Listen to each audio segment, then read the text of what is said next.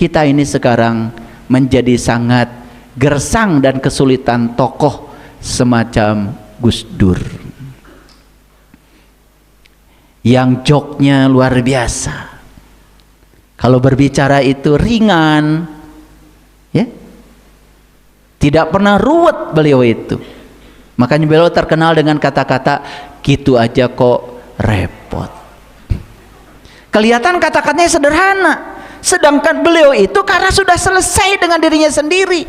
Dan semua orang yang repot itu karena dia belum selesai dengan dirinya sendiri. Ada nggak yang mengaku ulama tetapi pengetahuannya sempit, lalu kerjanya menghakimi dan menyalahkan orang lain? Ada? Ada nggak yang mengaku ulama tapi perilakunya tidak berbudi pekerti yang luhur?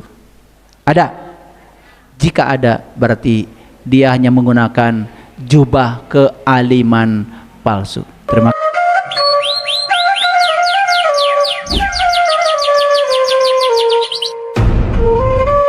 Jadi kalau ulama ini malah memecah belah bangsa karena merasa kelompoknya yang paling benar, tidak bisa menghargai yang berbeda, jauh dari sifat toleransi, itu bukan ulama. Kita ini sekarang menjadi sangat gersang dan kesulitan tokoh semacam Gus Dur yang joknya luar biasa. Kalau berbicara itu ringan, ya, tidak pernah ruwet beliau itu. Makanya beliau terkenal dengan kata-kata gitu aja kok repot. Kelihatan kata-katanya sederhana, sedangkan beliau itu karena sudah selesai dengan dirinya sendiri. Dan semua orang yang repot itu karena dia belum selesai dengan dirinya sendiri. Beliau jadi presiden biasa, turun dari presiden biasa. Itu bedanya orang yang sudah selesai dengan dirinya sendiri. Saya mau ketemu dengan Pak Bupati, bupati saya yang memilihnya. Susah. Bahkan ajudannya lebih bupati daripada bupati. Betul nggak? Ya. Makanya beda ya kuasa manusia dengan kuasa Allah. Makin maha kuasa, Allah makin dekat dengan yang dikuasainya. Bahkan tidur pun kita masih ditunggui olehnya. Beda dengan kuasa manusia, makin tinggi kuasanya, makin jauh dari rakyatnya. Makanya rakyat marah. Kenapa? Karena sulit berkomunikasi dengan yang punya kuasa. Bayangkan ya, mahasiswa ingin bicara dengan wakil rakyat saja, baru sekarang diterima di gedung DPR. Biasanya diterimanya di jalan, bahkan di jalan pun tidak ada yang mau menemuinya. Jadi harusnya kan ketika kita ini menguasakan kedaulatan kepada mereka, kalau kita ingin menitipkan sesuatu pada mereka, mereka harusnya membuka diri. Nah, makanya harus ada sebuah gejolak sedikit sehingga sadar. Nah, begitu ya, kebangkitan kesadaran itu memang harus mengalami kerusakan dulu lah, nggak apa-apa, asal jangan parah. Kita belajar dari Nepal, ya, karena kebablasan akhirnya huru-hara, ya. Jadi kita alhamdulillah selamat ya, karena semua sigap, TNI sigap, Polri sigap, pemerintah sigap, kita pun masyarakat sigap, tidak mau diprovokasi oleh orang-orang yang tidak mau bertanggung jawab. Karena apa? NKRI harga mati. Kedaulatan Indonesia ini mahal, diperjuangkan dengan darah dan air mata oleh leluhur kita. Kemerdekaan yang sudah kita raih harus kita jaga. Makanya semua kita harus berkontribusi untuk membangun kedamaian, ya, gitu. Setuju? Oke, keren kalian itu ya. Padahal belum masuk ya materinya. Nah, saya mau jelaskan dulu ciri ulama. Awas ya, bicaranya ulama. Ya.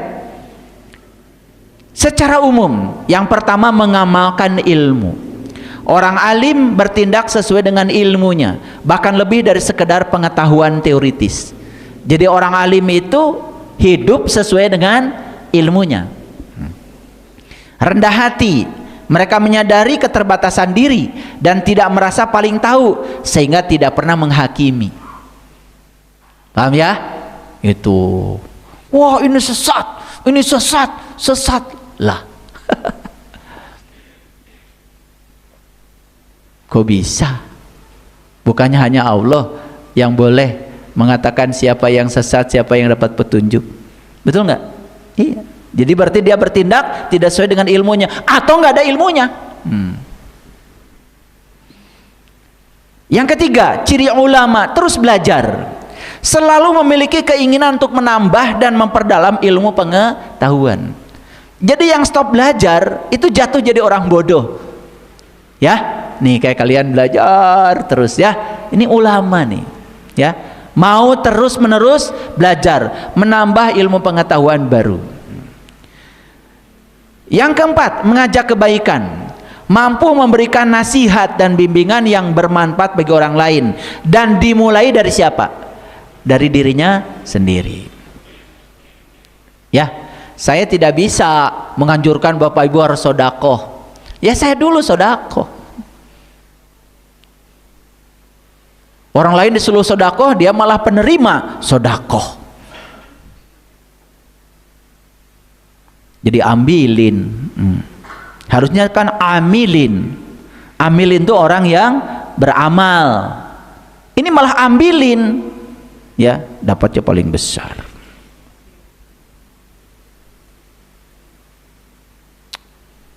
Kalau ada kurban, kepala sapi itu kesenangan Pak Ustadz. Kalau pahanya Bu Ustadz.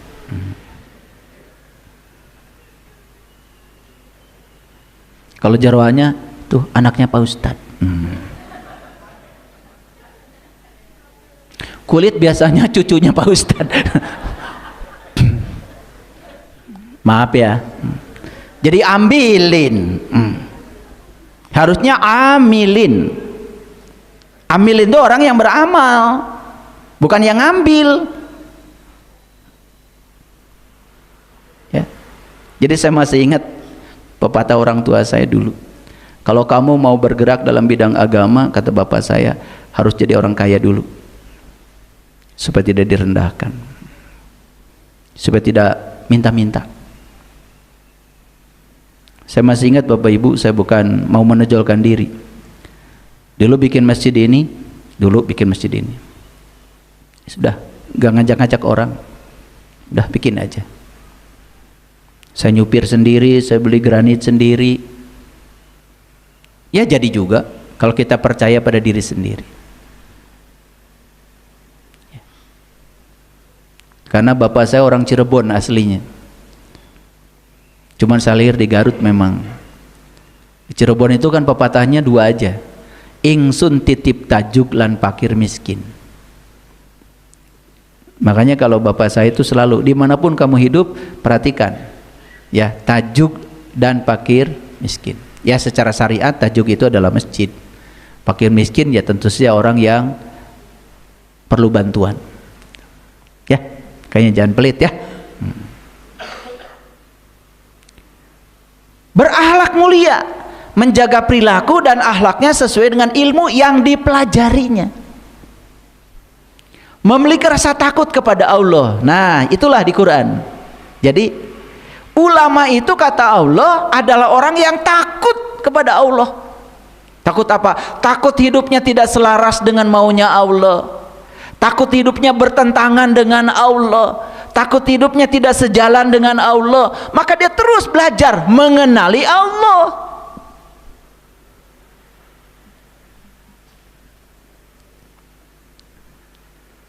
Inilah ayatnya Bapak Ibu. Di Quran surat Al-Fatir surat ke-35 ayat 28. Jadi Allah mengatakan, ya, sesungguhnya yang takut kepada Allah di antara hamba-hambanya hanyalah ulama. Innama yahsyallaha min ibadihil ulama.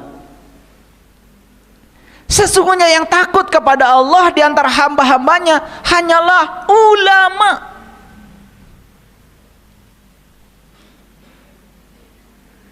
Jadi kalau orang mengatakan ulama tetapi dia ngutil ya harta miliknya umat, dia korupsi, mengambil hak yang bukan haknya,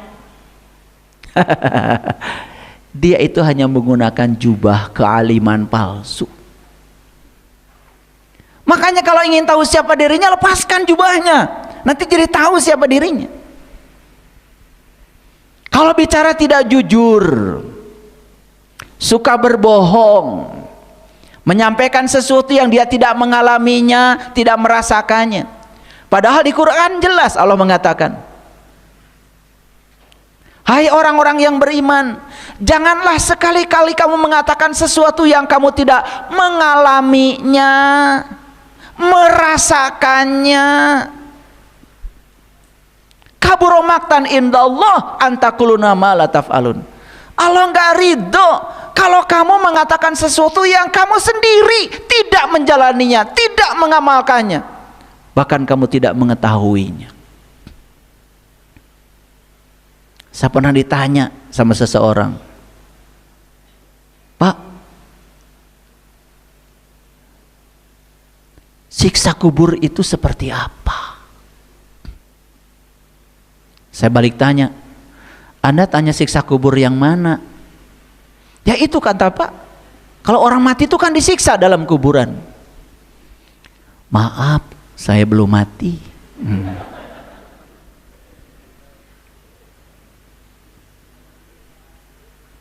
Lah saya bagaimana mau cerita saya masih hidup?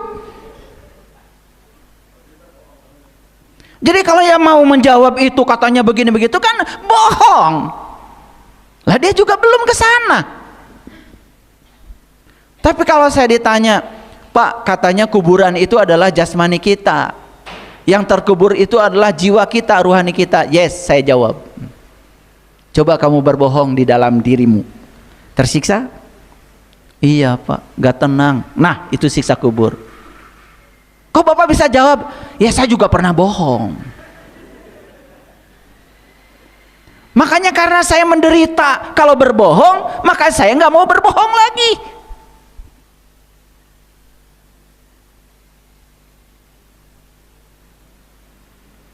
Jadi siksa kubur itu Bapak Ibu sudah mengalami? Sudah. Ya? Sering sakit kepala, cenat-cenut, betul nggak? Kenapa? Apa aja dipikirin. Yang belum terjadi pun dipikiran, dicemaskan, dikhawatirkan, betul? Tersiksa nggak? Tersiksa. Padahal hidup tuh kapan? Kan sekarang, di sini, saat ini, sekarang. Sudah, yang belum terjadi ya sudah, biarkan aja. Masa depan belum ada. Nikmati aja hari ini, di sini sekarang. Masa lalu udah lewat. Hanya tinggal sejarah. Ngapain hidup di masa lalu? Betul nggak? Belajar dari masa lalu, yes. Tetapi karena masa lalu sudah tidak bisa diubah lagi, dipikirin terus juga tidak bisa berubah. Tapi sudut pandang terhadap masa lalu bisa diubah, asal kita mau meningkatkan kesadaran.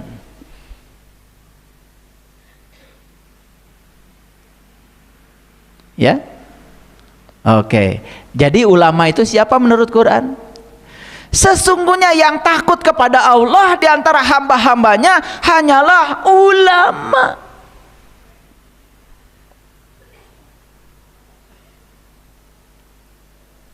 Udah punya istri satu, kawin lagi siri, sembunyi-sembunyi. Bohong nggak itu? Bohong pada siapa? Yang jelas dia bohongnya banyak, bohong pada dirinya, bohong pada istrinya, bohong pada anaknya. Dan kalau orang sudah berbohong satu kali, dia akan berbohong selamanya untuk menutupi kebohongan yang pertama.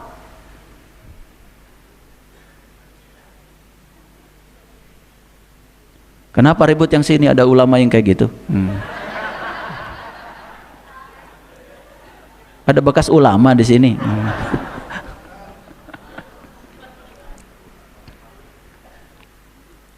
Maksud saya, yuk kita sekarang tidak usah kita menggunakan jubah-jubah palsu lagi, topeng-topeng palsu lagi. Jadilah diri yang sebenarnya. Hidup itu luar biasa Bapak Ibu. Enak hidup itu. Enak. Jangan berbohong lagi. Ya.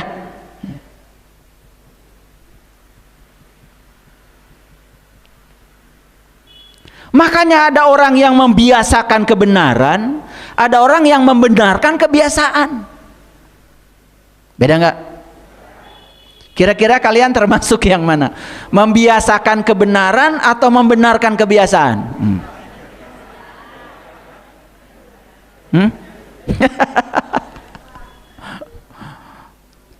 Yang orang yang membenarkan kebiasaan itu, dia akan mencari pembenaran untuk semua kebiasaan dia walaupun buruk.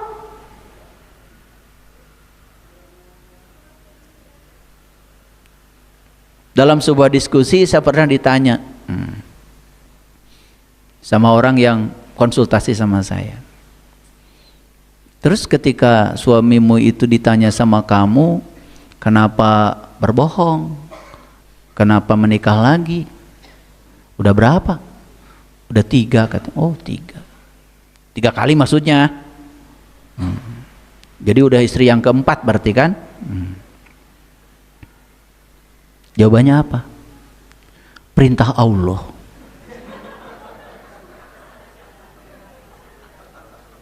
Luar biasa. Masa Allah merintahkan kayak gitu? Allah itu sumber cinta. Perintah Allah itu pasti mendamaikan. Kan tadi yang namanya ulama itu dia menyelamatkan dirinya dan menyelamatkan orang lain. Ini malah mencelakakan orang lain atas nama Allah. Allah yang mana itu? Jangan-jangan nggak kenal sama Allah. Ngerti nggak Bapak Ibu? Saya telanjangi sekalian. Kagok. Ya. Jadi ulama itu siapa katanya menurut Quran? Coba baca Qurannya, takut nggak percaya.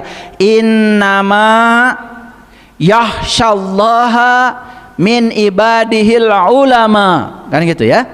Sesungguhnya yang takut kepada Allah di antara hamba-hambanya hanyalah ulama. Takut apa? Takut hidupnya tidak sejalan dengan Allah. Takut hidupnya tidak sesuai dengan rencana Allah. Takut hidupnya berlawanan dengan kebenaran dari Allah. Takut.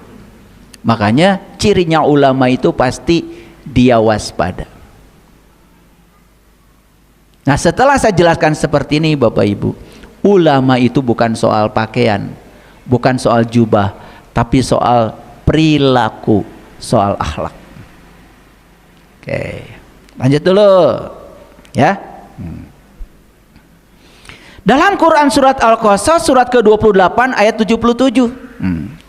Allah bilang begini, wabtaghi fima atakallahu darul akhirah. Dan carilah pada apa yang telah dianugerahkan Allah kepadamu akhirat. Ngerti Bapak Ibu? Ya bilang ngerti apa enggak? Coba bacanya pelan-pelan. Dan carilah pada apa yang telah dianugerahkan Allah kepadamu akhirat. Jadi mencari akhirat itu di mana? Di sini. Kalian tuh kalau menjawab itu ngasal ya. Karena saya sering bilang di sini, saat ini, sekarang di sini terus. Baca ayatnya. Coba ulangi pelan-pelan ya bacanya. Ini jarang menyimak ya kalian itu. Wabtaghi fima atakallahu darul akhirah. Dan carilah pada apa yang telah dianugerahkan Allah kepadamu akhirat. Pertanyaan saya, jadi akhirat oleh Allah diletakkan di mana? Pada apa yang telah dianugerahkan Allah padamu. Pinter tuh ibu. Di sini.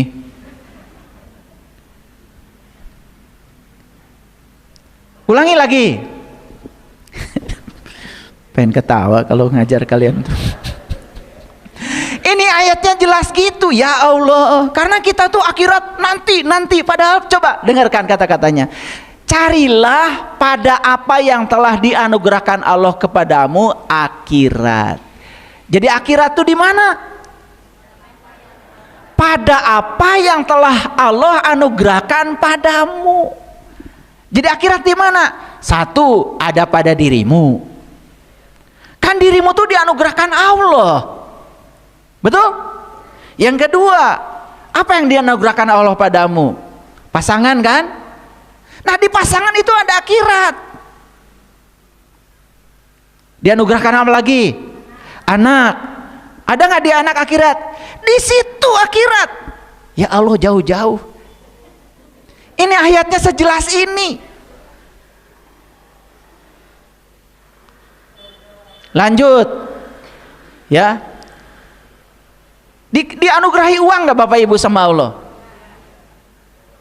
Jadi di uang ada nggak akhirat? Ada. Banyak masalah nggak Bapak Ibu? Berarti di masalah ada akhirat nggak? Ada. Pokoknya pada apa yang Allah sudah anugerahkan padamu, di situ akhirat. Meni hese ngaji teh.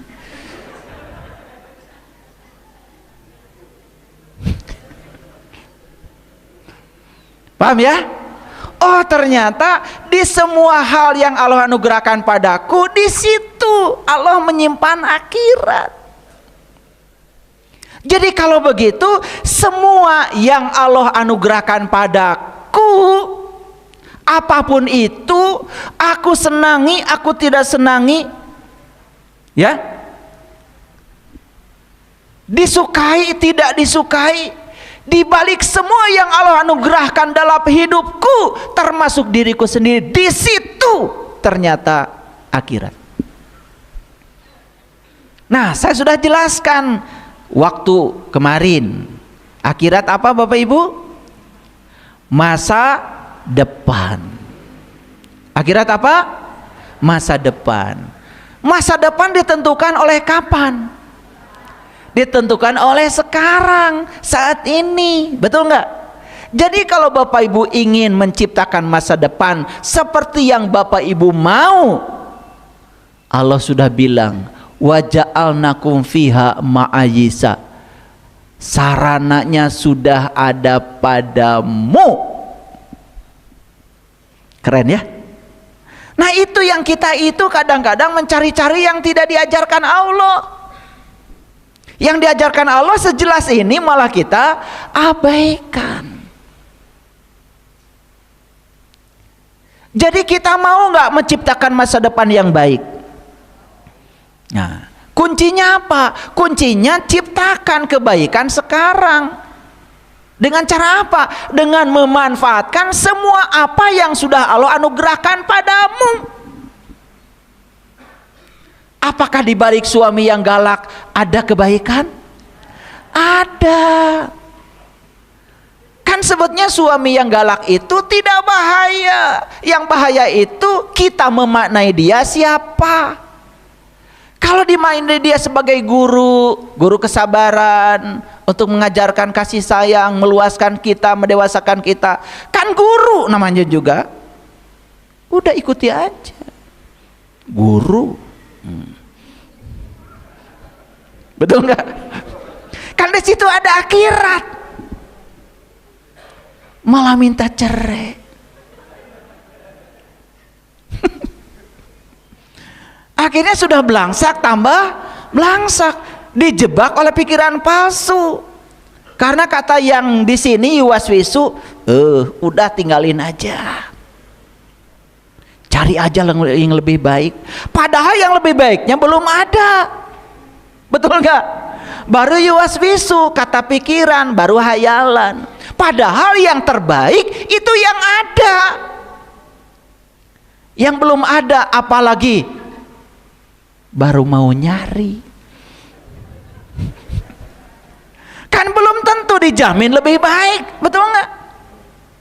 Jangan-jangan ya malah ketemu lagi lebih parah, betul nggak? Karena hukum Allah mengatakan kalau kamu belum bisa menerima yang ini, kamu juga akan diberi yang sama atau lebih buruk dari itu sampai kamu bisa menerimanya. Makanya di Quran dikatakan tidak ada tempat buat lari. Rek init kemana? Mau lari kemana? Tidak ada tempat buat lari, kata Allah, kecuali menerimanya. Makanya Allah bilang, wabtagi fi ma atakallahu daral akhirah. Ternyata akhirat itu diletakkan Allah pada apa yang telah Allah anugerahkan padamu. Pada anak yang disebut nakal olehmu ada akhirat. Pada anak yang disebut baik karena nurut padamu ada akhirat. Paham sampai sini? Oke. Jadi akhirat itu apa? Masa depan. Yang menentukan masa depan siapa? Ya, masa kini. Apa sikap kita terhadap masa kini? Satu, terima semua yang Allah anugerahkan padamu saat ini apa adanya, yakin pada kebijaksanaan Allah, yakin itu cinta kasih Allah demi masa depanmu. Titik. Selesai. Sudah bisa begitu? Udah bisa begitu belum?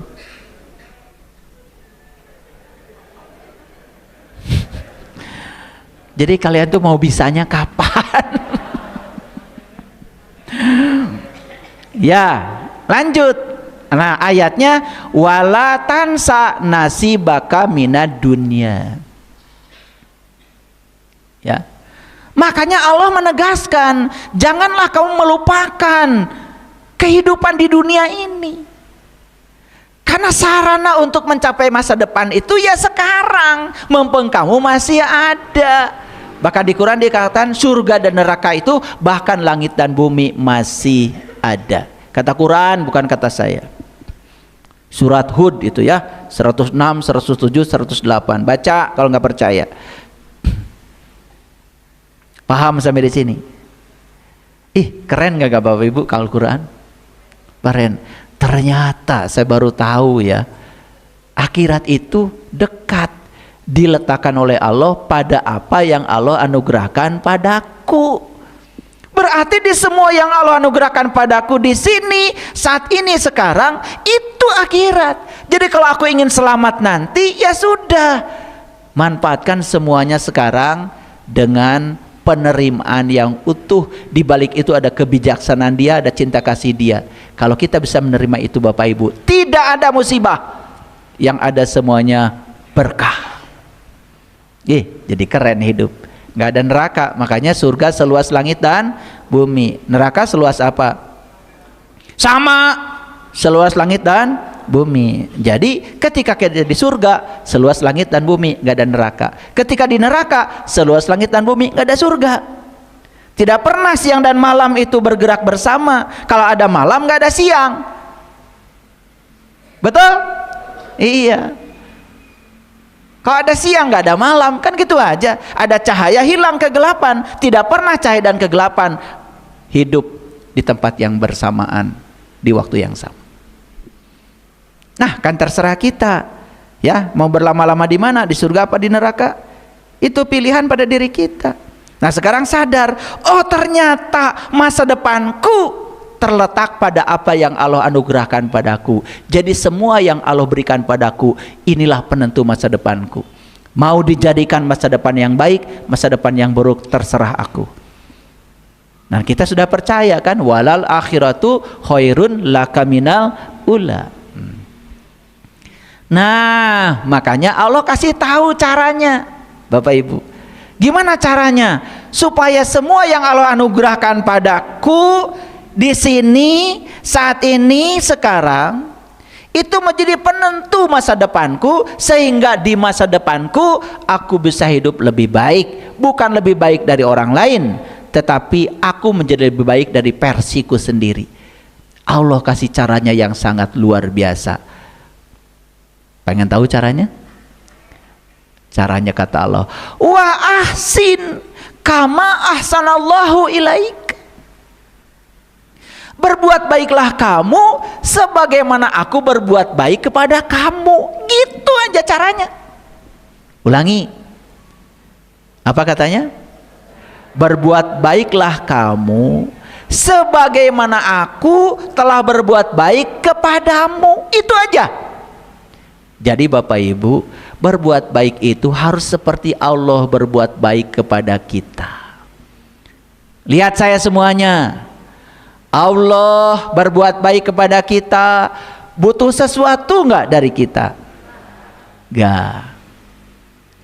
Kamu berbuat baik kepada Allah, butuh sesuatu nggak dari Allah?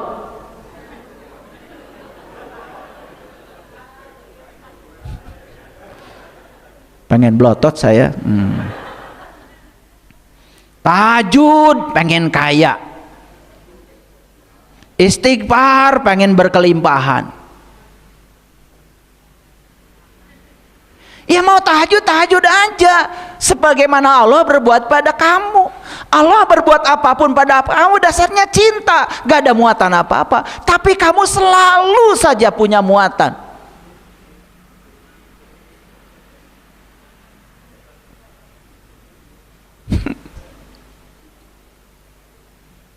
Salah siapa ini? Nah, nanti akan ketemu salahnya. Ya salah kamu jelas. Ulangi. Allah mengajarkan semua di semesta ini hukum alam. Hukum alam itu perhatikan, semua yang ada di semesta ini semuanya buat pihak lain. Lihat saya semuanya. Sungai tidak pernah memakan airnya sendiri. Betul? Semua airnya buat pihak lain. Matahari tidak pernah menyinari dirinya sendiri. Matahari menyinarinya searah. Tidak pernah ada tagihan pada bumi dari matahari. Betul? Searah aja. Jujur ya. Kan kalian mah suka nagih. Begitu kalian ngasih oleh-oleh sama orang lain, kan pikirannya satu, nanti kalau dia punya oleh-oleh juga pasti ngasih sama saya. Saya akan setia pada kamu kalau kamu setia padaku. Begitu? Jujur, semua yang kalian lakukan apakah sama seperti yang Allah lakukan padamu? Baru ketemu ilmunya ya. Pantesan apa saja yang Allah anugerahkan pada kita semuanya musibah. Betul nggak? Iya. Makanya kita itu terlalu penuh ya. HP penuh dengan notifikasi. Betul? Dikit-dikit nit. Wah, macam-macam itu. Panggilan ulang tahun. Panggilan itu, panggilan ini. Kalender semuanya ya dikasih tanda. Penuh jadwal. Agenda setiap hari banyak. Perhatikan saya, semakin kamu penuh, semakin kosong. Coba hidup rileks sedikit, ya. Pergi ke hutan, ya. Rileks sedikit, nyanyi-nyanyi, joget-joget. Sembuh kalian itu. Sebenarnya masalahmu itu kurang nyanyi aja. Iya, suruh joget, nggak jelas ya. Musik kemana, gerakan kemana. Makanya kalau nggak saya ngelihat tingkat keimanan seseorang, gampang saya lihat jogetnya aja. Lah orang yang imannya sudah tinggi, udah rileks, sudah selesai, betul nggak? Ya jogetnya enak. Saya pernah merhatikan yang joget ngangkat kaki aja berat sekali. Wah itu kaku ya. Makanya yang kaku itu gampang tersakiti. Beda dengan yang lembut. Kalau yang lembut kan jarang tersakiti. Air saking lembutnya, ditusuk-tusuk tidak pernah terluka. Coba perhatikan yang keras, pasti gampang terluka. Jadi kuncinya apa Bapak Ibu? Ini ya, wa ahsin kama ahsanallahu ilaika. Berbuat baiklah kamu sebagaimana Allah berbuat baik padamu. Ini Bapak Ibu kuncinya. Makanya kita berbuat baik sama orang lain, sudah berbuat baik saja. Orang lain membalas keburukan pada kita, tetap kita baik seperti matahari. Baru keren. Baru masa depanmu terang benderang. Kamu dihina sedikit aja udah pencemaran nama baik. Padahal benar kan memang begitu kamu adanya, betul nggak? Lapor situ, lapor sini, capek. Ya? Oke, sampai sini mengerti? Semuanya mengerti? Jadi tugas Bapak Ibu apa sekarang? Belajar kebaikan seperti Allah berbuat baik kepada kita. Disitulah yang namanya ikhlas. Di situ adanya sabar. Sabar itu tanpa syarat. Bapak Ibu, maaf ya, saya kasih tahu. Pasangan kita mau kayak apa, biarin aja. Itu urusan dia dengan dirinya sendiri. Tidak ada dosa yang harus kita tanggung. Ya, di luar dia seperti apa, biarin aja. Yang penting pulang ke rumah suamimu, siapkan air panas. Itu. Maaf ya, air hangat maksud saya. Siapkan air panas berarti tidak wasin kama hasanallahu ilaika. Ya, itu. Makanya Allah tuh nggak peduli sama kamu, nggak peduli. Ya, sudah, Allah sudah menciptakan alam semesta dengan hukum sebab akibat. Kamu bikin begini ada akibatnya begitu. Sudah, makanya Allah tuh nggak pusing kayak kamu. Bayangkan kalau Allah mikirin kalian semua ya, 8 miliar penduduk bumi yang kelakuannya nggak karu-karuan.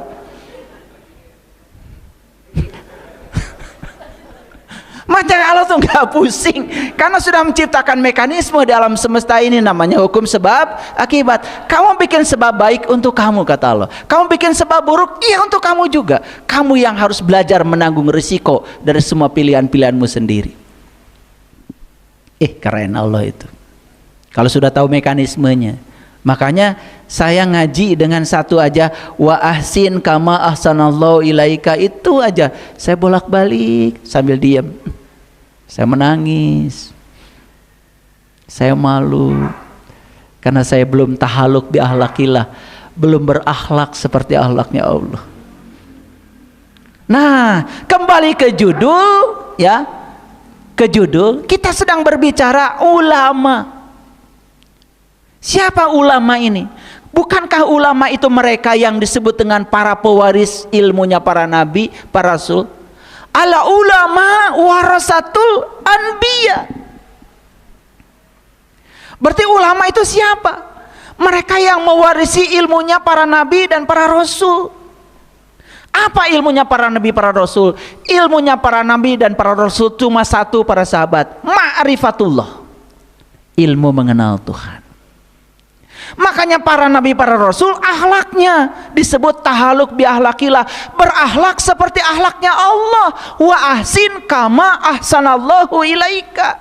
Harusnya yang ngaku dirinya ulama juga tahaluk bi ahlakillah, berakhlak seperti akhlaknya Allah. Jadi kalau dia akhlaknya tidak seperti akhlaknya Allah, tidak tahaluk bi ahlakillah, berarti itu jubah yang dia pakai itu jubah palsu. Nyambung? Nyambung apa enggak? Oke. Mengerti ya sekarang? Jadi tugas Bapak Ibu sekarang apa? Berbuat baik seperti Allah berbuat baik kepada kamu. Ya? Coba kamu berbohong, Allah tetap ngasih napas. Betul enggak?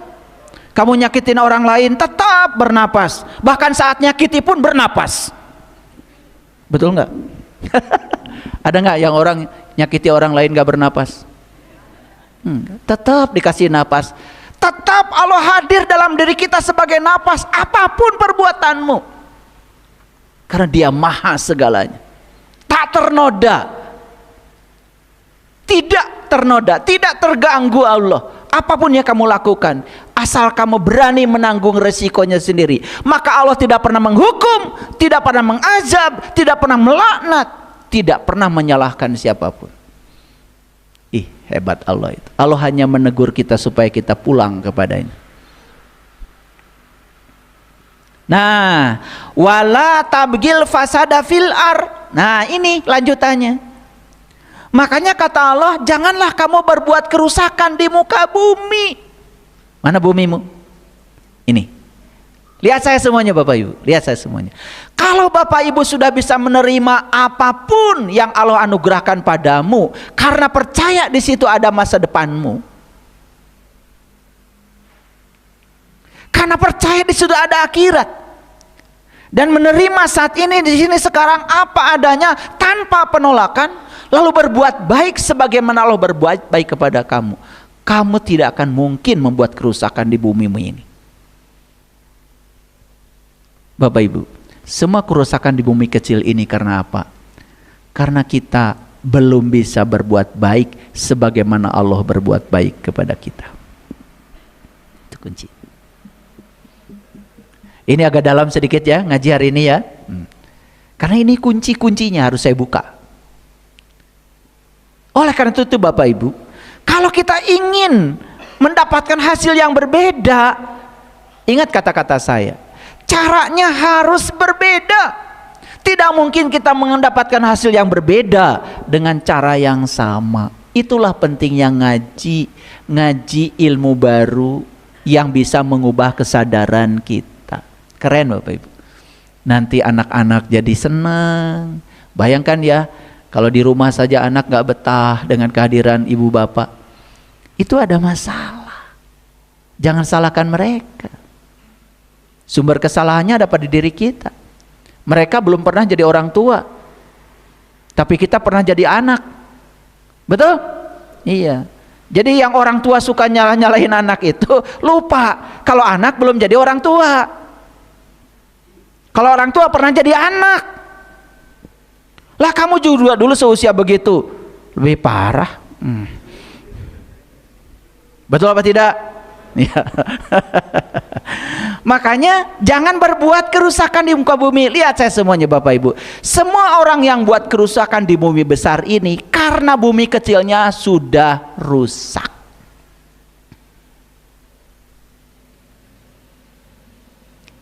Kalau semua orang berbuat baik sebagaimana Allah berbuat baik kepada kita, tidak ada kerusakan Bapak Ibu di muka bumi ini. Semua kerusakan di muka bumi ini karena apa? Karena kita terlalu serakah.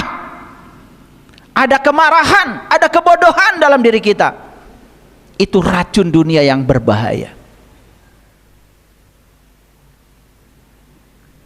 Maka Allah mengatakan di ayat ini, innallaha la yuhibbul mufsidin.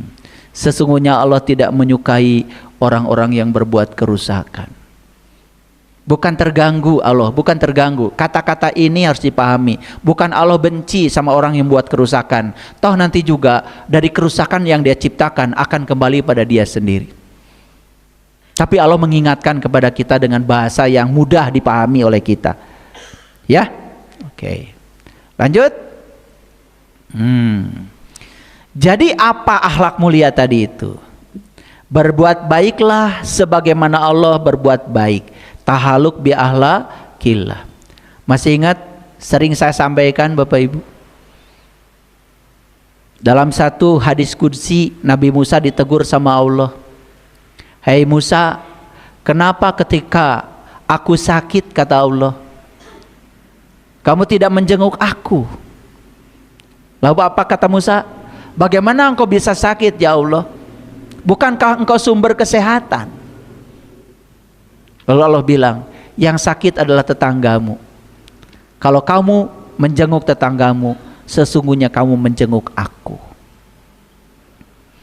Apa artinya hadis qudsi itu? Bapak Ibu, ciri orang alim itu bukan dilihat dari berapa banyak ilmu yang dia miliki, tetapi berapa empati, berapa peduli pada orang lain. Karena Allah tidak butuh apa-apa dari kita. Justru Allah membutuhkan kita berbuat kepada sesama. Maka kata Rasulullah, sebaik-baiknya manusia yang bermanfaat bagi manusia yang lain. Jadi kealiman kita ini harus ya ditampakkan dalam jubah sejati kita yang bernama akhlak, bukan pamer keilmuan. Kalau Bapak itu yang jadi imam panjang, hafiz Quran. Sampai ada yang pingsan segala.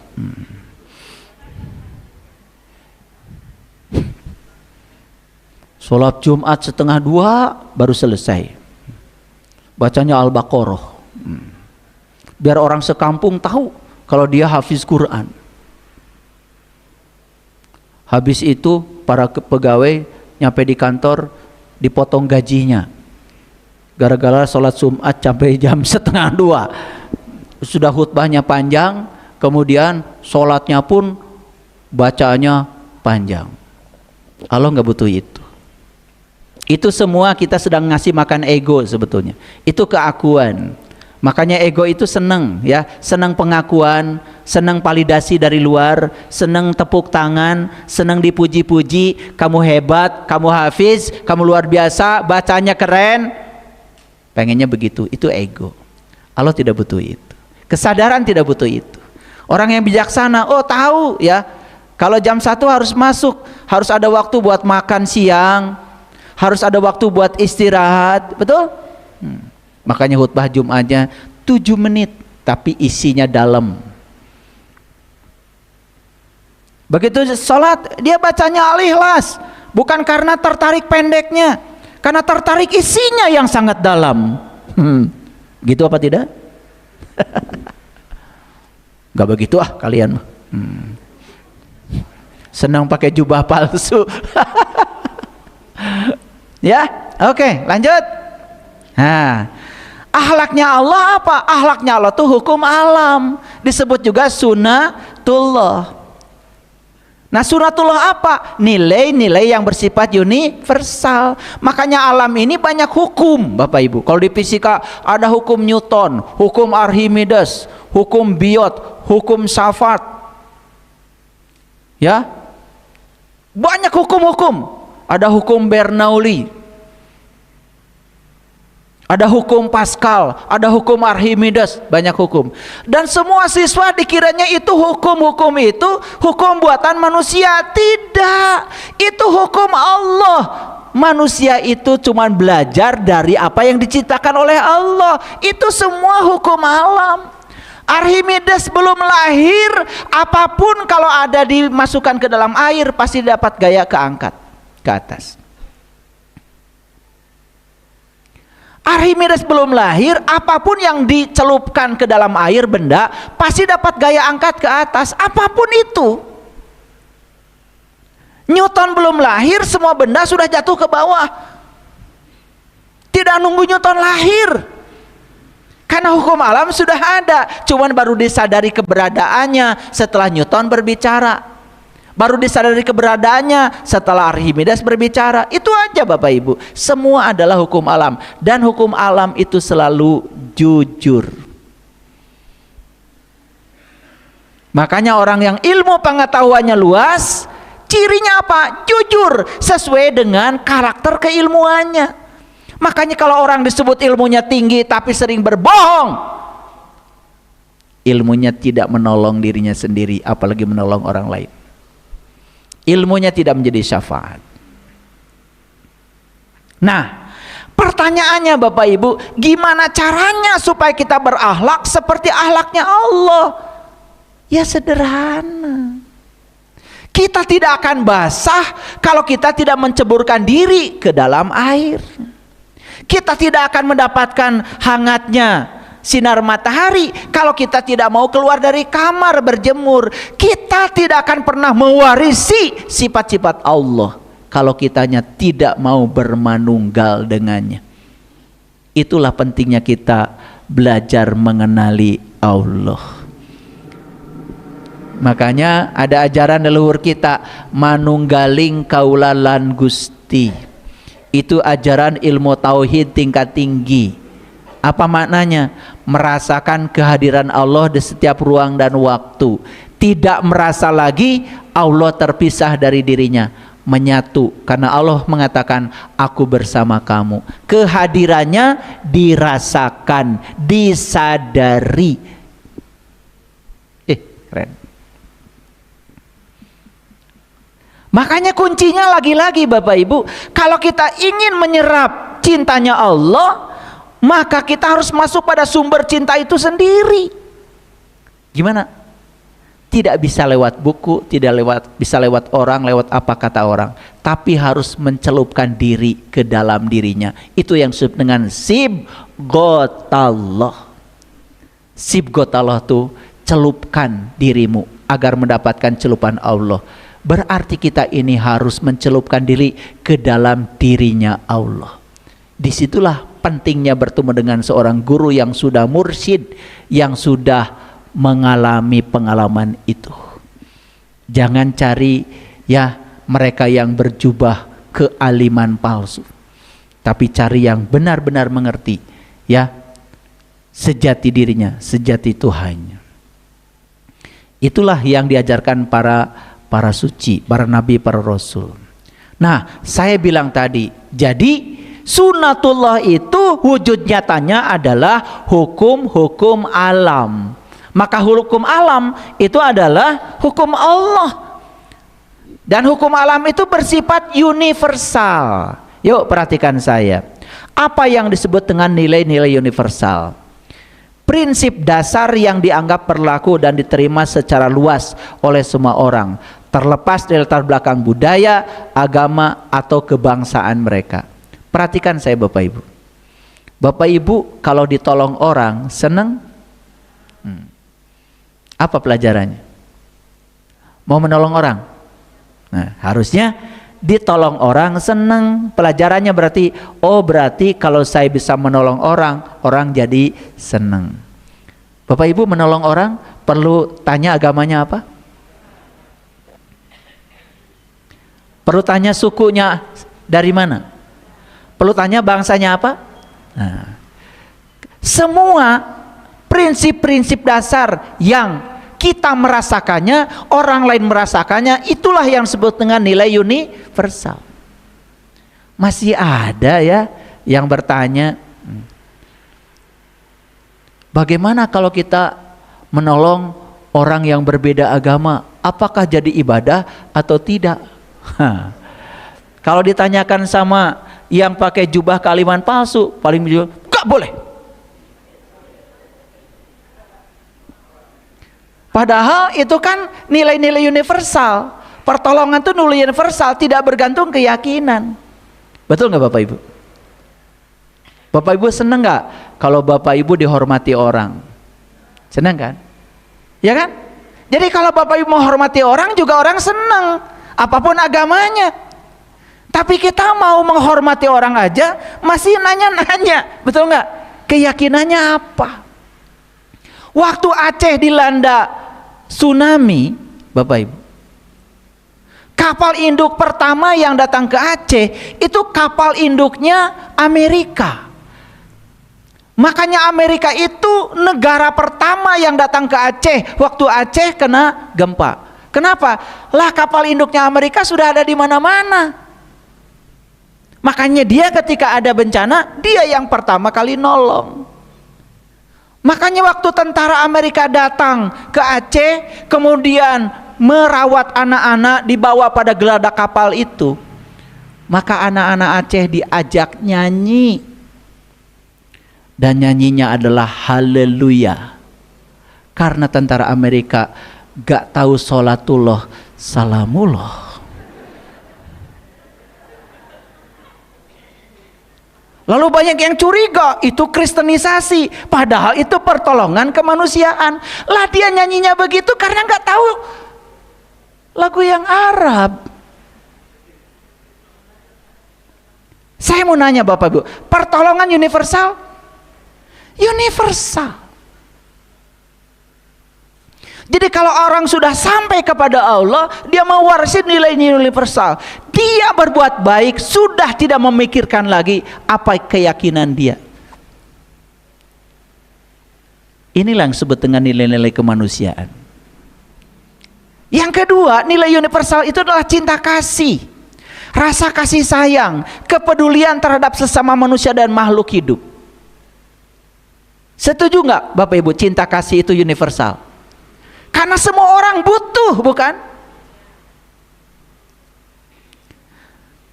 kejujuran, integritas, kesetiaan pada fakta dan prinsip, itu nilai universal. Semua orang butuh kejujuran, semua orang butuh integritas. Integritas itu adalah kesetiaan dia pada prinsip dirinya sendiri. Keadilan, Bapak Ibu, universal. Perlakuan yang adil dan setara untuk semua orang tanpa diskriminasi. Nah, jika dia mengaku sebagai seorang ulama, maka dia harus mewarisi nilai-nilai universal. Kalau dia berbuat sesuatu yang diskriminatif, masih memilah-milah, berarti dia belum mengerti.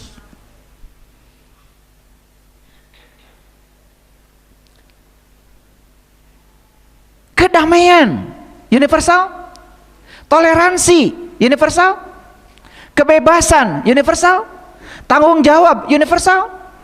Oke. Kesetaraan universal.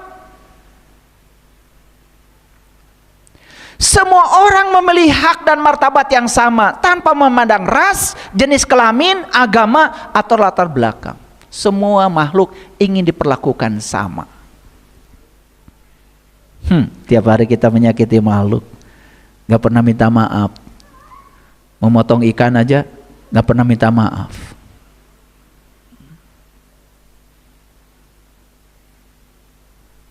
Pernah gak Bapak Ibu memotong ikan? Maaf ya, saya butuh protein. Terima kasih kamu telah menyumbangkan dirimu untuk gizi saya dan anak-anak saya. Pernah gak Bapak Ibu begitu? Lupa diri ya, padahal udah jelas dia makhluk ya, dan ketika dipotong tersakiti ya, tetapi dia mengorbankan dirinya untuk kesejahteraan hidup kita, kesehatan kita. Kita berterima kasih aja pada ikan gak pernah. Saya terkejut ya ketika saya di Tsukiji itu fish market di Jepang. Pagi-pagi saya sarapan, jadi saya mau mencoba makanan-makanan yang ada di sana. Begitu saya masuk sebuah toko, ada upacara mau motong ikan tuna. Jadi upacaranya lama sekali. Wah, lama sekali. Berapa kali itu orang Jepang itu di depan ikan tuna itu. Mungkin saya penasaran. Saya nyamperin dia. Kenapa sampai segitunya? Ternyata dia, aku tidak menghormati ikan tuna, aku menghormati yang menciptakan ikan tuna, yang telah menganugerahkan ikan tuna ini. Pantesan ya, rasa ikannya enak di sana, ya, karena mau motongnya saja upacaranya luar biasa, betul nggak? Iya. Nah, menurut Profesor Masaru Emoto, ya apapun di semesta kalau diberi ucapan terima kasih dan penghargaan, struktur kristalnya akan sangat sempurna. Makanya coba ibu-ibu ya, makan di dapur, masak di dapur, marah-marah, sebentar basi itu makanan. Karena marah udah masuk ke makanan, energinya sudah masuk, ya. Nah ini sains Bapak Ibu, bukan tahayul. Ya, coba ya motong bawahnya yang marah-marah, pasti kan bukan bawang yang kepotong, telunjukmu. Udah celaka, hasil akhirnya masakannya gak enak. Sebentar basi. Jadi basi itu ada kemarahan yang masuk. Di samping tentu saja nyucinya tidak bersih, kotor, tapi mungkin ada kemarahan yang menyelinap di situ. Buktikan omongan saya. Ya. Empati, nilai universal empati, kemampuan untuk memahami dan merasakan perasaan orang lain.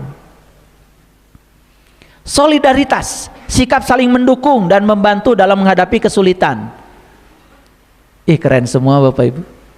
Nah, ciri ulama itu dia memiliki nilai-nilai yang bersifat universal.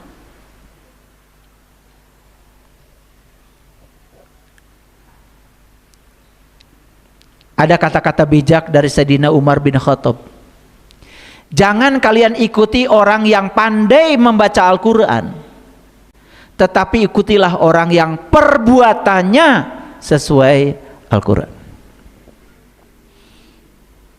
Jalaluddin Rumi mengatakan cermin tak memantul karena debunya, bukan karena cahaya tidak hadir.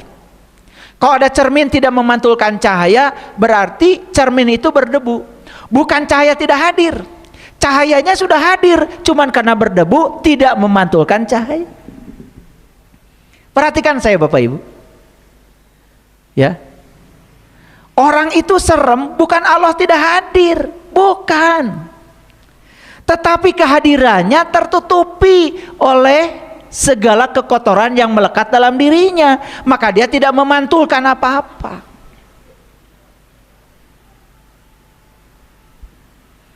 Makanya dalam kitab Nahjul Balaghah karya Syekh Muhammad Abduh ini dikatakan, kekurangan orang kaya adalah kikir, kekurangan orang fakir adalah iri, kekurangan orang alim adalah sombong.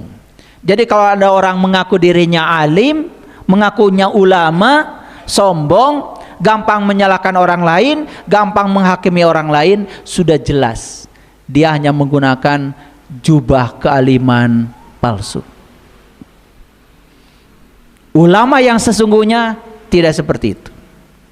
Rasulullah dilempari orang sekampung, ya, sampai berdarah-darah sendal jepitnya. Bahkan beliau berdoa, Allahumma hdi qaumi fa innahum la ya'lamun. Ya Allah, tunjukkanlah hidayah kepada mereka.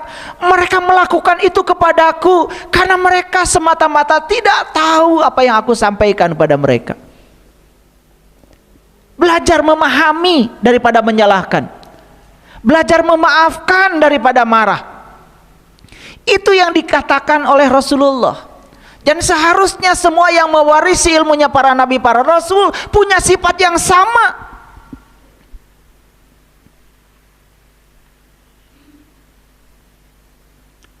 Kekurangan orang bodoh adalah berbicara tanpa ilmu. Makanya saya sering bilang berulang-ulang, ya, kalau kebodohan itu sesungguhnya adalah racun. Dalam Quran surat Al-Kahfi surat ke-18 ayat 65, Bapak Ibu pernah dengar gak perjalanan Khidir dengan Nabi Musa? Nanti baca ya surat Al-Kahfi. Khidir dan Musa itu sedang melakukan Isra, melakukan perjalanan apa? Untuk menemukan kahfi, menemukan gua sejati yang ada dalam dirinya. Makanya beliau melakukan pencarian. Posisinya saat itu Khidir sebagai pembimbing dan Musa yang dibimbing. Syaratnya kan cuma 3, ya, syaratnya cuma 3. Makanya, ya, pertama Khidir membunuh anak. Ini bukan membunuh anak beneran, itu membunuh sifat kekanak-kanakan yang ada pada Musa karena mau belajar ilmu spiritual. Masa Nabi membunuh anak? Yang kedua, Khidir melobangi perahu. Bukan perahu punya nelayan dilobangi, jahil amat. Masa ulama membuat kerusakan? Bukan, dilobangi perahunya. Apa perahu? Perahu itu dirinya Musa, dilobangi supaya apa? Dibuka mata kolbunya. Dilobangi itu begitu, bukan dilobangi perahu. Makanya akibatnya apa? Khidir mendirikan bangunan yang sudah roboh. Bangunan apa? Bangunan iman pada diri Musa, sehingga didirikan lagi. Iman yang sudah roboh didirikan lagi. Asalnya nggak tahu dan kenal kepada Allah, menjadi kenal lagi. Setelah mengawali iman, maka Khidir dan Musa jalan melakukan perjalanan untuk memperkaya pengalaman spiritualnya. Salah satunya diceritakan di Quran surat Al-Kahfi ayat 65. Lalu mereka bertemu dengan seorang hamba di antara hamba-hamba kami yang telah kami berikan kepadanya rahmat dari sisi kami, yang telah kami ajarkan kepadanya ilmu dari sisi kami. Luar biasa. Pawajada abdan min ibadina atainahu rahmatan min indina wa alamnahu miladuna ilman. Jadi dalam perjalanannya Musa dan Khidir bertemu seseorang ya, yang sudah mendapatkan rahmat dari sisi Allah dan sudah mendapatkan ilmu langsung dari Allah. Nah, inilah yang namanya ilmu laduni. Bapak Ibu, apakah kita bisa mencapai ilmu ini? Bisa. Kenapa? Lah Allahnya bersama kita. Ada bersama kita lebih dekat daripada urat nadi leher kita. Tinggal apa? Tinggal dibimbing oleh orang yang tahu, supaya kita bisa dapat ilmu langsung dari sumbernya. Ilmu yang datang dari sumbernya pasti menyelamatkan. Ya.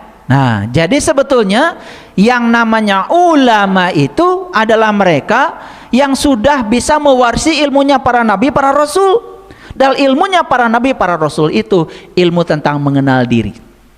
Makanya ilmunya langsung dari sumbernya. Nah, di Quran surat Saba, surat ke-34 ayat 6, ya, dan orang-orang yang diberi ilmu berpendapat bahwa wahyu yang diturunkan kepadamu dari Tuhanmu itulah yang benar dan menunjuki manusia kepada jalan Tuhan yang maha perkasa lagi maha terpuji. Paham ayat ini? Lihat saya semuanya. Orang yang diberi ilmu berpendapat wahyu yang diturunkan kepadamu dari Tuhanmu itulah yang benar. Jadi ya, kita bisa membenarkan apa yang diturunkan kepada para nabi, para rasul kalau kita pun mengalami pengalamannya. Makanya siapa yang mengalami pasti akan memahami. Luar biasa. Nah, jadi Bapak Ibu, ciri-ciri khusus ulama, kalau tadi ciri-ciri umum, yang pertama mewarisi ilmunya para nabi dan para rasul. Dua, membantu manusia sembuh dari penyakit buta. Ini diceritakan di Quran surat Ali Imran ayat 49. Yang ketiga, membebaskan penyakit kulit. Di mana itu? Ali Imran ayat 49 juga. Penyakit kulit apa? Penyakit topeng, penyakit jubah, penyakit luar, sibuk dengan urusan baju luar, tetapi ilmunya kosong, molongpong, nggak ada. Dia belum mengalami, cuman menyampaikan apa yang disampaikan orang berulang-ulang. Itu dia menjadi wartawan, pembawa berita, padahal belum mengalami. Kalau wartawan kan tidak perlu mengalami, memang tugasnya mewartakan berita, betul nggak? Kan wartawan waktu mewartakan kecelakaan tidak celaka, betul? Iya, tidak ikut terlibat kecelakaan, coba mewartakan kecelakaan, tidak mengalami tetapi menyebarluaskan. Tetapi yang namanya ahli ilmu harus berdasarkan yang dialami. Oke. Yang keempat, membangkitkan orang yang mati kesadarannya. Al-Imran 49. Yang kelima, hanya takut kepada Allah. Al-Fatir 28. Yang keenam, luas pengetahuannya sehingga tidak menghakimi. Al-Qalam ayat yang ke-7. Berbudi pekerti yang agung, ya, Quran surat Al-Qalam ayat yang ke-4. Inilah ciri ulama yang amat khusus yang dibicarakan dalam Al-Quran. Pertanyaannya Bapak Ibu, ya, ada nggak yang mengaku ulama tetapi perilakunya jauh dari apa yang diajarkan para nabi, para rasul? Ada nggak yang mengaku ulama tetapi tidak bisa membantu orang untuk sembuh dari penyakit buta, terutama buta mata kolbu? Ada? Yang ketiga, ada nggak yang mengaku ulama tetapi tidak bisa menyembuhkan penyakit luar, penyakit kulit, ngerti sesuatu cuma kulitnya aja, gak tahu esensinya? Ada? Ada nggak yang mengaku ulama tetapi kelakuannya luar biasa, bahkan tidak takut lagi kepada Allah? Ada? Ada nggak yang mengaku ulama tetapi pengetahuannya sempit, lalu kerjanya menghakimi dan menyalahkan orang lain? Ada? Ada nggak yang mengaku ulama tapi perilakunya tidak berbudi pekerti yang luhur? Ada? Jika ada, berarti dia hanya menggunakan jubah kealiman palsu. Terima kasih. Assalamualaikum warahmatullahi wabarakatuh.